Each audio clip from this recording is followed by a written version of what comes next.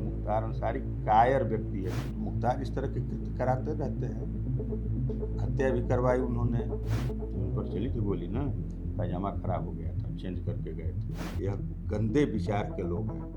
इस तरह के लोगों को वास्तव में भारत में रहने का हक है। आप बहुत गंभीर आरोप लगा रहे हैं। आरोप क्या लगा रहे हैं? मुख्तार अंसारी ने हत्या करवाई थी, आरोप नहीं लगाए तो और क्या करें? हाँ, मेरे ऊपर गोली चलेगी तो मैं जरूर गोली चलाऊंगा। अगर मेरे हाथ में हौसला है तो मैं जरूर गोली चलाऊंगा। और उस दिन मेरे मन को शांति मिलेगी जिस दिन ये नस्ताबूद हो जाएंगे पूरी तरह। तो आप इन तमाम मुकदमों का जिक्र कर रहे हैं, मैं आपका एफिडेविट देख रहा था, एक मुकदमा आपके ऊपर भी है। जिस दिन सत्ता का साया सर से हट जाता है, ऐसे लोगों की औकात आप देखे होंगे कि पंजाब से उत्तर प्रदेश के जेल में ना आना पड़े, घुटनों के बल बैठ गए, व्हील चेयर पकड़ ली, यही इनकी औकात है। उत्तर प्रदेश की मऊ विधानसभा हर बार चर्चा में रहती है क्योंकि यहाँ से बाहुबली मुख्तार अंसारी चुनाव लड़ते हैं और मुख्तार अंसारी 5 बार से यहाँ पे विधायक हैं, अलग अलग पार्टियों से, कभी खुद की पार्टी से, कभी निर्दलीय, तो कभी बीएसपी से। तो मुख्तार अंसारी को लेकर कमोबेश ये सीट चर्चा में रहती है, लेकिन इस बार ये सीट थोड़े अलग वजहों से भी चर्चा में है। एक बुलडोजर का वीडियो आया है जो आपने भी देखा होगा, और वो बुलडोजर पे खड़े होकर के लोग योगी आदित्यनाथ मुख्यमंत्री का इस्तकबाल कर रहे थे, उनके लिए नारे लगा रहे थे। और वो बुलडोजर कैसे आया, कहां से आया, ये मुख्तार अंसारी के बेटे अब्बास अंसारी के खिलाफ बीजेपी से चुनाव लड़ रहे अशोक सिंह जी ज्यादा बेहतर बता पाएंगे। बुलडोजर जनता का रहा, जनता ने लाकर खड़ा किया बाबा के स्वागत में। अच्छा। और बाबा ने कहा भी कि विकास और बुलडोजर दोनों साथ चलेंगे। जो गलत कार्य करेंगे उनके खिलाफ बुलडोजर चलेगा और विकास भी साथ साथ चलेगा लोगों का। और दोनों हो रहा है उत्तर प्रदेश में, देख ही रहे हैं आप। तो बुलडोजर कॉन्सेप्ट कैसे आया ये कि लाया जाए? और एक वीडियो भी आया, सीएम जो है हेलीकॉप्टर से देख के कह रहे हैं कि वो देखो बुलडोजर खड़ा है और मुस्कुरा रहे हैं। नहीं, ऊपर से कोई कैसे देख लिया सीएम देख कर रहे हैं? नहीं, उनका एक वीडियो है, वो हेलीकॉप्टर में आ रहे हैं, बैठे हुए हैं, और उनके साथ जो बैठे हुए हैं तो दिखा रहे हैं कि वो देखो बुलडोजर नीचे खड़ा है। हाँ, देखे होंगे अधिकतर लोग। हेलीकॉप्टर थोड़ा नीचे ही ऊंचाई पे रहा होगा तो वहां से दिख गया होगा। दिख गया होगा बुलडोजर। बाबा को तो बुलडोजर बाबा के नाम से प्रसिद्ध हो गए हैं, चारों तरफ चर्चा है बुलडोजर बाबा की। हाँ। और होना भी चाहिए। कितनी बुरी स्थिति थी उत्तर प्रदेश की माफियाओं के सामने, पुलिस लाचार थी। भैंस खोजने के लिए पुलिस लगती थी। आज इनके लिए भैंस के लिए एसपी के ट्रांसफ़र हो जाते थे। आज उनकी स्थिति देख लीजिए। ये देखो ये कौन है, आज उनकी स्थिति देख लीजिए कि क्या स्थिति में पहुंच गए हैं आजम खां साहब। तो गर्मी तो बाबा कहे ना कि गर्मी के दिन में शिमला बना देता हूँ, तो शिमला बना दिए हैं। जो अपराधी हैं ना, उन लोगों को शिमला बना ही दिए हैं। तो बुलडोजर क्या यहाँ भी चलेगा? बुलडोजर इसके पहले चला था, चलेगा क्या? चला था और आगे भी चलेगा। और बाबा ने कहा कि जब तक इन माफियाओं को उनके अंतिम जगह हम पहुंचा नहीं लेंगे तब तक बुलडोजर चलेगा। अशोक सिंह जी, जब मैं आपसे बातचीत करने के लिए आया और देख रहा था तो मेरी नज़र एक तस्वीर पे गई। अजय प्रकाश सिंह उर्फ मन्ना सिंह, नाम के आगे स्वर्गीय लिखा है। कौन है ये? मेरे बड़े भाई। आपके बड़े भाई जी। 29 अगस्त 2009 को क्या हुआ था? इनकी हत्या मुख्तार अंसारी ने करवाई थी। आरोप लगा रहे हैं? आरोप क्या लगा रहे हैं? मुख्तार अंसारी ने हत्या करवाई थी, आरोप नहीं लगाए तो और क्या करें? क्या हुई थी घटना कुछ? मुख्तार अंसारी मेरे भाई बड़े ठेकेदार थे पीडोल्डी के जी। और मुख्तार अंसारी को 10% गुंडा टैक्स चाहिए था जी। तो भाई ने कहा कि भाई अपनी मेहनत की कमाई का खाता हूँ, मैं क्यों किसी गुंडा को क्यों मैं झुकने जाऊँ और टैक्स देने जाऊँ। इसी बात को लेकर उन्होंने मेरे भाई की हत्या करवा दी। उसके बाद कहाँ हुआ, कैसे हुआ कुछ? गाजीपुर तिराहे पर, जहाँ आप बैठे हैं यहाँ से थोड़े 50 मीटर दूर पर यूनियन बैंक है, उसी के बगल में ट्रकों का हिसाब ले रहे थे। साइड से आए, गाड़ी में बैठे थे, सफारी में अपने ट्रकों का हिसाब ले रहे थे। 3 मोटरसाइकिलों से 6 लोग आए और उन्होंने गोली मारी, उनको मारी। ड्राइवर था शब्बीर, उसको लगी, और उसमें अंदर बैठे थे राजेश राय जी, उनके सहयोगी थे, उनको लगी, 3 लोग। तो भाई साहब की तो मौके पर डेथ हो गई, राजेश राय 1-1.5 महीने बाद उनकी डेथ हुई, और शब्बीर जो है उसका इलाज कराया गया, बहुत पैसा लगा बनारस में, ठीक हो गया। बाद में वो पक्षद्रोही हो गया, मुख्तार अंसारी ने उसको खरीद लिया। नहीं, लेकिन आप सीधे सीधे मुख्तार अंसारी का नाम ले रहे हैं, लेकिन मेरी जानकारी में जो है कि कोर्ट ने इस केस में उनको बरी कर दिया है, सत्य है? कोर्ट ने किन परिस्थितियों में बरी किया है, कोर्ट पे बहुत टिप्पणियां नहीं की जा सकती हैं, लेकिन आप बतावें कि कोर्ट का फैसले में दे रही है कि यह प्रोफेशनल शूटर थे जिन लोगों ने हत्या की।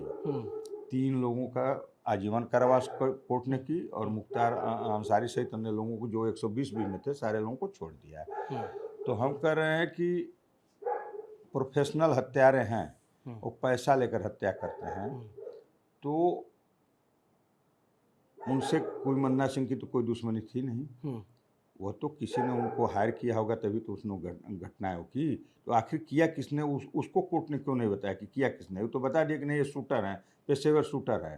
तो पेशेवर शूटर क्यों किसी को गोली मारेंगे? कोई उनको मैनेज करेगा तभी तो, पैसा देगा तभी तो। जब पेशेवर हैं तो पैसा लेंगे तो मारेंगे, आप देंगे तो हमको मारेंगे, हम देंगे तो आपको मारेंगे। तो वह नाम भी तो आना चाहिए कि किन लोगों के कहने पर इन्होंने गोली चलाई, वह नाम तो आया नहीं। तो उस फैसले से हम संतुष्ट नहीं थे। उस फैसले के खिलाफ हम हाई कोर्ट गए अपील में, और राज्य सरकार भी गई उस फैसले के खिलाफ हाई कोर्ट में, और दोनों फैसले, दोनों अपीलें एक साथ स्वीकृत होकर एक साथ ज्वाइंट हो गई हैं। कोरोना काल में नहीं चली, अब चलने वाली, अब शुरू होगी। दूसरी घटना 19 मार्च 2010 को, उसमें जो चंद्रदीर गवाह थे राम सिंह मौर्य, और सुरक्षा में शब्बीर के लगाए गए थे सतीश कुमार सिपाही थे। दोनों लोगों को RTO दफ्तर पर गोली मारकर हत्या कर दी गई दबाव बनाने के लिए। उसमें वो मुकदमा MPMLA कोर्ट में चल रहा है, उसमें नेम्ड FIR हमने करवाई थी मुख्तार अंसारी के खिलाफ। उसमें तो 120 भी के थे, अज्ञात का मुकदमा था। पहला पुलिस की विवेचना में नाम आया था, दूसरा हमने कराया। फिर उन्होंने 2014 में इस मुकदमे से बचने के लिए, मुझ पर दबाव बनाने के लिए, तरवा में, आजमगढ़ में तरवा थाना पड़ता है, वहाँ पर उनके त्रिदेव कंपनी करके कंस्ट्रक्शन करके उमेश सिंह, राजन सिंह, उनके चेले हैं, कोयला माफिया, उन पर भी कार्रवाई हुई। बुलडोजर उनका भी 10 करोड़ की माल था, वो गिराया गया उनका।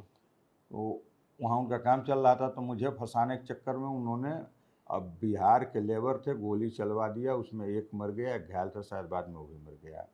2 लोगों पर गोली चलवा कर मुझे नेम्ड मुकदमे में डाल दिया कि ये आए अशोक सिंह और हमको लक्ष्य करके गोली चलाए, हम किनारे हो गए, लेबरों को लग गई, 2 लेबर मर गए। उन्होंने ऐसा किया। आनंददेव तिवारी साहब वहाँ कप्तान थे, आजमगढ़ सपा की गवर्नमेंट थी, लेकिन उन्होंने, ईमानदार आदमी, अच्छे अधिकारी, विवेचना कराई। मुख्तार अंसारी उसमें मुलजिम हुए। ये कौन से साल की बात है? 2014 की। अच्छा। मुख्तार अंसारी उसमें मुलजिम हुए, और उमेश सिंह, राजन सिंह, दोनों लोग पकड़ कर जेल गए। मुख्तार अंसारी चूँकि जेल में थे तो 120 भी के मुलजिम हुए। तो मुख्तार इस तरह के कृत्य कराते रहते हैं। हत्या भी करवाई उन्होंने। बचाव के लिए जब दबाव बनाए, न मैं डरा न टूटा, तो उसके बाद उन्होंने सोचा फंसा लें, तो ऊपर वाले जिसके साथ हैं उसका कोई क्या बिगाड़ सकता है। उसमें भी मैं बच गया, बेइज्जत बरी हुआ, विवेचना में ही मेरा नाम निकल गया। अब जो गोली चला रहे हैं, जो अपने को दिखा रहे हैं कि हमारे ऊपर गोली चल रही है, वो घटना स्थल से 30 किलोमीटर दूर हैं। जिनको दिखाया जा रहा है गोली चलाना, वो अपने घर पे सोए हैं। उनके सुरक्षा वालों की एक साथ लोकेशन मिल रही है, उनके ड्राइवर की लोकेशन मिल रही है, हमारे सारे लोग के यहाँ घर पे मिल रही है, और घटना यहाँ से है 40 किलोमीटर दूर की। जो दिखाया कि हमारे ऊपर गोली चली, मौके पे थे, उनका सर्विलांस पर निकलवा कर लोकेशन देखे, उनके मोबाइल का, चूँकि STF में रहे हैं तो उन्होंने फटाफट सब करवा लिया। उनको लग गया कि दबाव बनाने के लिए साजिश है, फिर उन लोगों को मुलजिम बना दिया, मेरा नाम निकल गया मुकदमे से। तो ये मुकदमों का खेल शुरू हुआ 2009 में? जी, 29 अगस्त 2009 29 से। अगस्त 2009। जी। तो फिर राजनीति में कैसे आना हुआ आपका? पहले तो आप राजनीति में नहीं थे। हम सामाजिक जीवन में थे, और राजनीति केवल एक दल नहीं था, दल से कहीं जुड़े नहीं थे। बाकी जो सामाजिक, अब समाज सेवा के लिए राजनीति में आना जरूरी नहीं है, न विधायक होना जरूरी है, न ही सांसद होना जरूरी है। मैं एक छोटा सा उदाहरण देता हूँ। कभी आप हरिद्वार जाइए, एक दिव्य प्रेम सेवा मिशन करके संस्था है, आशीष भैया भैया भैया सब लोग कहते हैं, उसके वो फाउंडर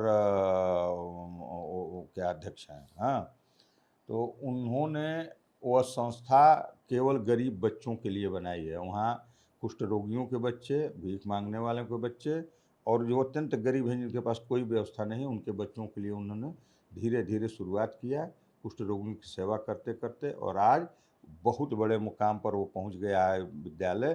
कभी आप जाएंगे वहाँ, रुकना हो तो चंडी घाट पे है।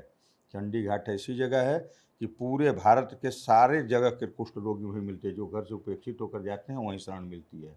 उनकी सेवा करते हैं। उनके यहाँ राष्ट्रपति आते हैं, उनके यहाँ प्रधानमंत्री आते हैं, उनके यहाँ मुख्यमंत्री आते हैं, हमेशा लोग आते जाते रहते हैं।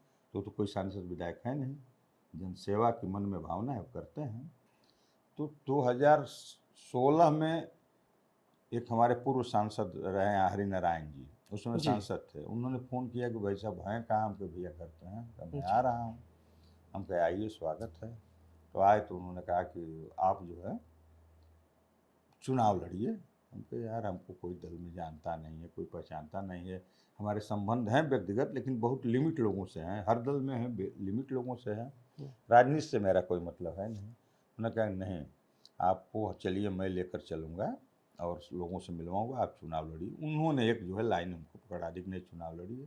प्रयास किया गया, पहले प्रयास में ही हम लगभग सफल थे, सिंबल भी मिल गया, विलम्ब से मिला। पिछले चुनाव में आपको 2017 में जी, 17 में तो, लेकिन यहाँ तो सुभाषपा चुनाव लड़ी। सुभाषपा लड़ रही थी। सुभाषपा के जो दल बदलू अध्यक्ष जी हैं ओम प्रकाश राजभर, अब आपके साथ ही नहीं रहे। नहीं, चाल चरित्र चेहरा उनका कभी अस्थायी रहा ही नहीं, तो किसी के साथ ही नहीं, जहाँ है वहाँ भी नहीं रहेंगे, वो कहीं नहीं रह सकते हैं। बाप का टिकट बेटे के साइन से जारी होता है और बेटे का टिकट बाप के साइन से जारी होता है। घर की पार्टी पॉकेट की, अपनी बिरादरी के लोगों को बेवकूफ़ बनाकर उल्टा सीधा करके और राजनीति करते हैं।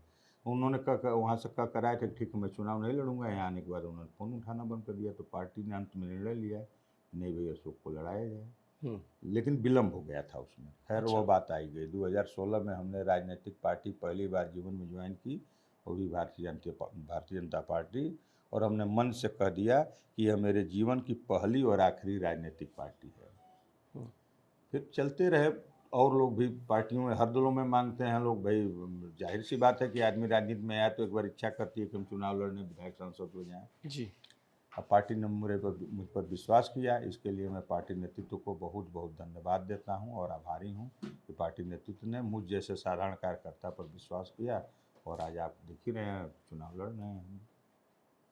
आपका मुकाबला जिस प्रत्याशी से है जी, जिनकी चर्चा भी खूब है, उनका एक वीडियो वायरल है, और उस वीडियो में कहा जा रहा है कि हिसाब किताब पुलिस वालों का ट्रांसफ़र नहीं होगा और हिसाब किताब करेगा।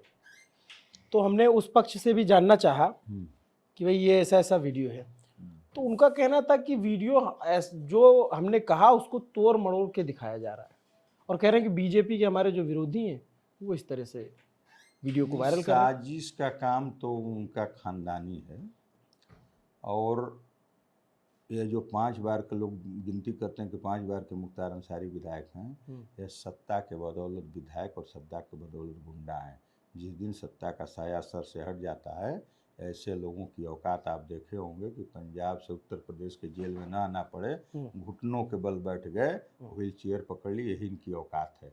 जब सत्ता माफिया पसंद सरकारें रही हैं, उनका संरक्षण रहा है, तो विधायक भी हुए और अपराध भी खूब किए। और आज पूज्य योगी जी की सरकार है, माफियाओं की कितनी दुर्दशा हो रही है देख रहे हैं। इसमें जो है घुटने के बल हैं, देख लेंगे चेहरा नहीं पहचान पाएंगे कोई मुख्तार अंसारी हैं, शक्ल बिगड़ गई है।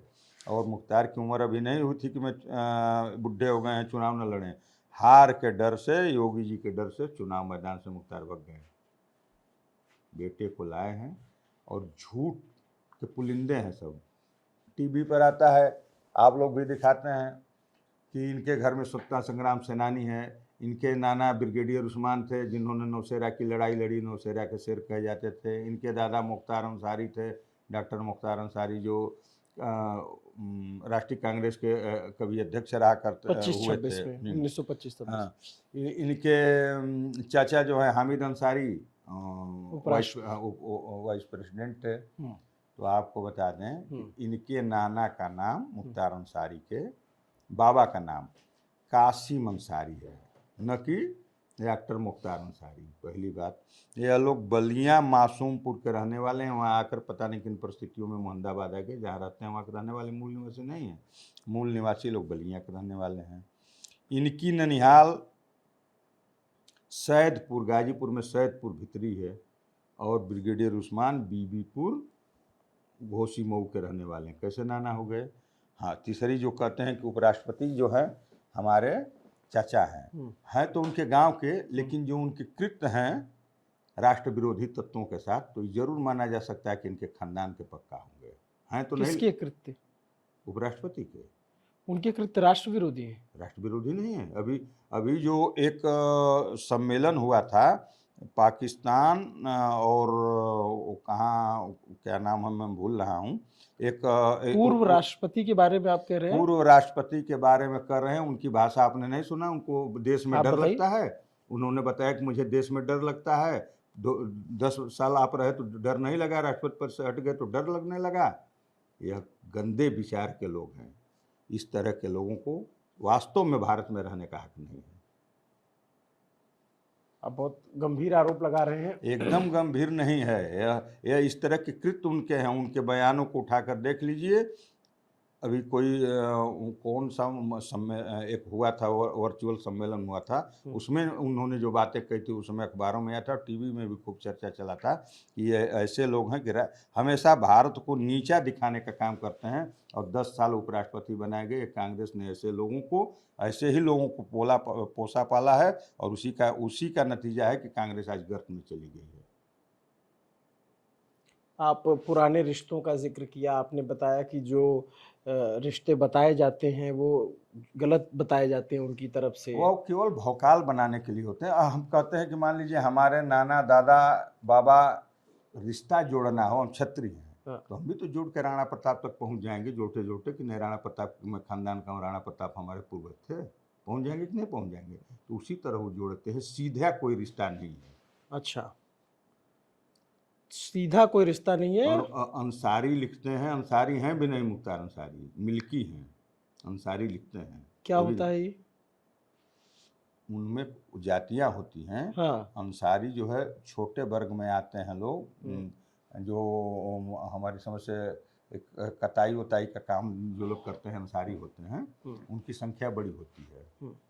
और ये लोग मिल्की हैं, जात से एक मिल्की आती है, लेकिन उनके पहले से इन लोगों ने अंसारी लिखना शुरू कर दिया है कि भविष्य में हमारे लिए काम आएगा, इनकी संख्या बढ़ी है, राजनीति में हम लोगों के साथ रहेंगे, लोग जुड़ेंगे। तो ये अंसारी हैं भी नहीं, लोग मिल्की हैं मुख्तार अंसारी।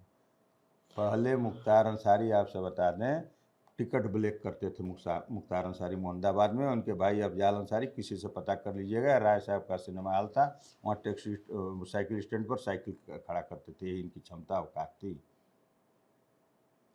बाप के बाद बेटा आ जाए, बेटा के बाद बेटा का बेटा आ जाए कि ये हमारी विरासत चल रही है। कहाँ की स्टेट हो भाई, तुम्हारी विरासत चली आ रही है, वारिस बनाए जा रहे हो। औकात तुम्हारी यही थी ना। अपराध का पैसा, हराम का पैसा, लूट का पैसा है, हत्या का पैसा है, इसी से आगे पले बढ़े हो। और उसी से वो बेटा जो आज आया है आपके बीच में, मऊ की जनता के बीच में, उसी अपराध के पैसे से पला बड़ा पोसा गया है। उसके भी आचार विचार व्यवहार सब उसी तरह के होंगे। जो हराम के कमाई से जो पला बड़ा रहेगा, उसके दिमाग में भी वही हरामखोरी ही रहेगी। अब बहुत हार्श शब्दों का इस्तेमाल कर रहे हैं आप। मुख्तार अंसारी पे अपने भाई की हत्या का आरोप आपने लगाया। आपने बताया कि वो नाम अपना गलत लिखते हैं, उनकी रिश्तेदारियां गलत बताते हैं। तो मैं चैलेंज करता हूँ, उसकी जांच करवा लें। सगे नहीं हैं। अब जैसे हमने बताया कि हमारे दादा हैं, हमारे भाई हैं, हमारे, तो जोड़ के तो कोई किसी का हो जाएगा। गांव में नहीं किसी के चाचा, किसी के भाई, किसी का बेटा भतीजा लगता है। आपने बीच में जिक्र किया कि दबाव बनाते हैं, तो क्या ऐसे कोई दबाव के लिए फ़ोन कॉल आते हैं या फिर? नहीं, तमाम तरह के दाएं बाएं से दबाव हैं। सीधे फ़ोन कॉल करने की उनकी औकात नहीं। मुझसे जानते हैं कि जवाब क्या मिलेगा। तो आया धमकी कि यहाँ मरवा देंगे, वहाँ मरवा देंगे, ऐसे व्यवस्था किया। मगर ठीक है, मरना एक दिन तुमको भी, मरना एक दिन हमको भी है। ऐसा तो है नहीं कोई अमर हो के आया है। हम भी जरूर मरेंगे, तुमको भी मरना है। तो अगर ऊपर वाले ने यही लिखा होगा, ईश्वर की यही होगी, तो जिन मरना होगा मरा जाएगा। लेकिन कलंक लेकर, क्षत्रिय कुल में जन्मा हूँ, कलंक लेकर मैं नहीं मरूंगा कि मेरे भाई की हत्या हुई और मैं अपराधी नहीं हूँ, मैं गोली नहीं चला सकता। हाँ, मेरे ऊपर गोली चलेगी तो मैं ज़रूर गोली चलाऊंगा, अगर मेरे हाथ में असला है तो मैं ज़रूर गोली चलाऊंगा। रही दूसरी बात, कानून पर मुझे भरोसा है, कानून की लड़ाई जब तक जिंदा रहूंगा तब तक लड़ूंगा। आपको, आप अपने को खतरा बताते हैं इस तरह जो जब ये बातें आप बताते हैं तो ऐसा लगता है कि आप एक खतरे की बात कर रहे हैं। जी। और आपने पुलिस की सुरक्षा भी मांगी? पुलिस की सुरक्षा हमने हाई कोर्ट के आदेश से ली है। अच्छा, क्या हुआ था? इसी घटना को लेकर पुलिस को, तो भाई हाँ। गवाहों को सुरक्षा तो सुप्रीम कोर्ट ने कहा है, गवाहों को सुरक्षा मिल रही, सारे गवाहों को मिली, उस तरह हमको भी मिली हुई है। तो आप उस मामले में गवाह हैं? हम वादी भी हैं, गवाह भी हैं। मैंने मुकदमा, दूसरे वाले घटने में मुकदमा का वादी हूँ और गवाह भी हूँ। दूसरी घटना जो? जो 19 मार्च 2010 को घटी, जिसमें राम सिंह मौर्य और पुलिस कांस्टेबल सतीश कुमार मारे गए थे। वो क्या घटना थी? आरटीओ दफ्तर पर वो भाई की गाड़ी जो है भाभी के नाम ट्रांसफ़र होने गई थी, अच्छा। और वहीं पर उन्होंने गोली चलवाई दबाव बनाने के लिए कि डर जाएंगे लोग। हम्म। तो वो राम सिंह मौर्य मारे गए, उस सिपाही को भी लगी, 3 दिन बाद वो भी, उसकी भी डेथ हो गई, सिपाही की भी। अच्छा, तो आप इन तमाम मुकदमों का जिक्र कर रहे हैं, मैं आपका एफिडेविट देख रहा था, एक मुकदमा आपके ऊपर भी है। है, वो भी साजिश का है। वो जिसने कराया है वो मेरे पहले वाले मुकदमे में गवाह है। उनकी पत्नी हम्म। घर छोड़कर दूसरे के साथ चली गई। आप बताइए, जिस परिवार में मेरे भाई के मुकदमे में 2009 में मुलजिम हो, तो मैं 2011-12 में उसके घर कैसे पहुंच जाऊंगा? कौन सा मेरा रिश्ता हो जाएगा मैं उसके घर जाऊंगा? उसकी, वो कभी FIR की कापी उठाकर देखेंगे, लास्ट में मेरा नाम क्लोज करने के बाद बढ़ाया गया है। अच्छा, वो जो चार्जशीट दाखिल हुई है, जब मुझे उत्पीड़न का मामला है? हाँ, उत्पीड़न का मामला दिखाया गया। तो जब मैंने पूछा इंस्पेक्टर से कि भाई बताओ कोई मुकदमा मेरे ऊपर हुआ, कहा हाँ भैया। हमने कहा तो कैसा मुकदमा हुआ? तो बताया कि 2 गवाह मिल गए। हमने बताया, मैंने लिख दिया। तो उनके 4 गवाह देते हैं, जिसके खिलाफ कहते हैं उसके खिलाफ आप लिखो। हम कहे यार, इतने आँख के शर्म के पानी जो है मर गए आपके, पैसे लेकर कुछ भी लिख देते हो। तो हम कहे आपने मुझे बुलाया कभी थाने पर गवाही के लिए, पूछने के लिए, पूछताछ करने के लिए, या मुझसे कभी फ़ोन करके पूछा कि हाँ आपको इसमें क्या कहना है? विवेचना होती तो पूछताछ होती है कि नहीं होती है? जी। तो वो तो पूछा था नहीं। तो बाद में क्या किया कि जैसे क्लोज कर दिया, चार्जशीट को क्लोज करके साइन कर दिया, नीचे की लाइन में मैंने देखा कि उसमें बढ़ाया कि इनसे मिलकर पूछा गया, जैसे पूछताछ के लिए एक लाइन बढ़ाया है। तो जिस दिन कोर्ट में उधर कुछ ध्यान नहीं दिया गया था, कोर्ट खुल रही है, हाई कोर्ट से वैकेट हो जाएगा मुकदमा। आपने इस मामले में अरेस्ट स्टे ले रखा है? जी। कब तक का था वो? प्रोसीडिंग स्टे है, अभी चल रहा है, हाई कोर्ट से है प्रोसीडिंग स्टे। तो आपके विरोधी आरोप लगाते हैं कि वो स्टे खत्म हो गया है, लेकिन सत्ता की करीबी की वजह से। नहीं, बीच में हाई कोर्ट की, सुप्रीम कोर्ट की कोई रूलिंग आई थी कि 6 महीने से जो पुरानी स्टे हैं, जो बताया गया था जी। वो शायद उसको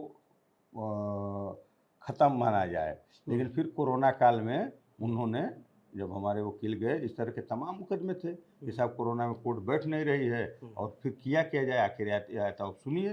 तो उसमें कोर्ट ने सारे स्टों की डेट बढ़ा दी, उसको पुनः चालू कर दिया।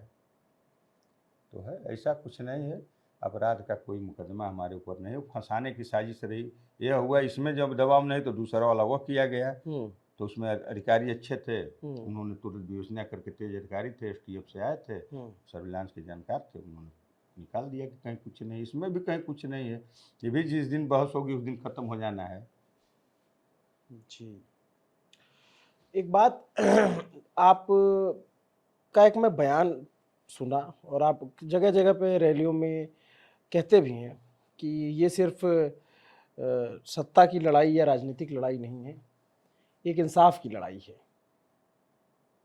इंसाफ की लड़ाई तो है ही है, और उस दिन मेरे मन को शांति मिलेगी जिस दिन ये नेस्ताबूद हो जाएंगे पूरी तरह, उस दिन मेरे मन को शांति। मेरे भाई की हत्या हुई, कोई मामूली बात नहीं है, सहयोगी की हत्या हुई है, साथ में सुरक्षाकर्मी था, उस बेचारे का क्या दोष था, उस सहयोगी का क्या दोष था।